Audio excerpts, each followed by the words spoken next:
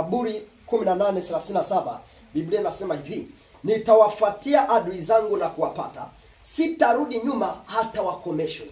Huyu anaposema mstari wa 38, nitawapiga piga wasiweze kusimama, wataanguka chini ya miguu yangu, kwamba anawafuatia. Unawafuatiaje maadui zako? Ni kwenye ulimwengu wa mawazo yako. Unapokuwa unawaza wawazo, unapokuwa unaomba, unatafakari juu ya hao watu, unatafakari juu ya hivyo vitu unavyoviombea. Alafu kama ni kitu ambacho kiko mbali, unakwenda mpaka nyumbani. Unajua mawazo yanaweza akakupeleka mpaka hicho kitu kilipo. Si unajua unakwenda kwenye ulimwengu wa mawazo, alafu unaanza kukiombea kama ni kitu unachokiona, kama ni kitu ambacho unakitazama, kama ni kitu ambacho kiko karibu nawe. Ndiyo njia ya kuomba na kushinda katika ulimwengu wa nini? Wa roho. Kwa nini? Kwa sababu vita vyetu haviko katika ulimwengu wa damu na nyama.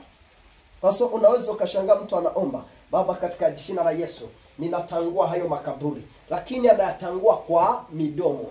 Isaya anasema hawa watu wananikaribia kwa midomo, kwamba mioyo iko mbali. Maana yake mawazo. Unapomwendea Mungu lazima na mawazo yako yawe hapo.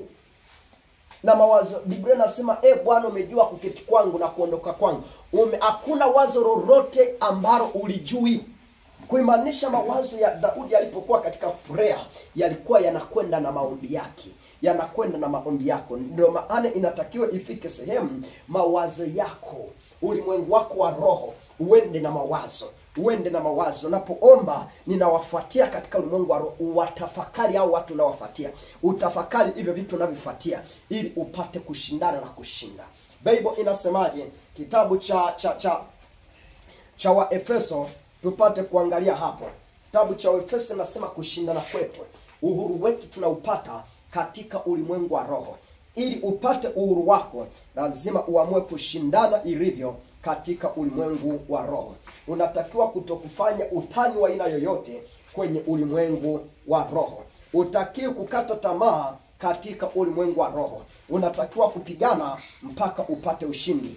Waefeso 6:12 Bible inazungumza kwa maana kushindana kwetu sisi si juu ya damu na nyama, bali ni juu ya falme na mamlaka, juu ya wakuu wa giza hili, juu ya majeshi ya pepo wabaya katika ulimwengu wa roho. Kuimanisha uhuru wako umeshikiliwa na hizo mamlaka, umeshikiliwa na wakuu wa giza, umeshikiliwa na wakuu wa anga, umeshikiliwa. Lazima tupambane.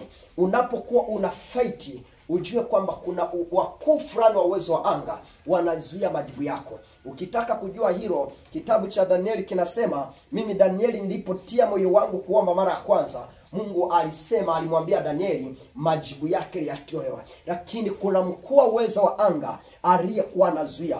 Kuna mipenyo yako inazuiliwa, si kwamba Mungu hajakujibu, Mungu tayari kashakujibu, lakini kuna nguvu za giza zimeshikilia.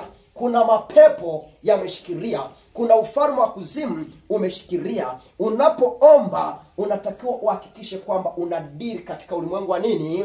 Wa roho. Unapambana katika ulimwengu wa roho, una fight katika ulimwengu wa roho, unapigana katika ulimwengu wa roho, ili ushindi upate kupatikana.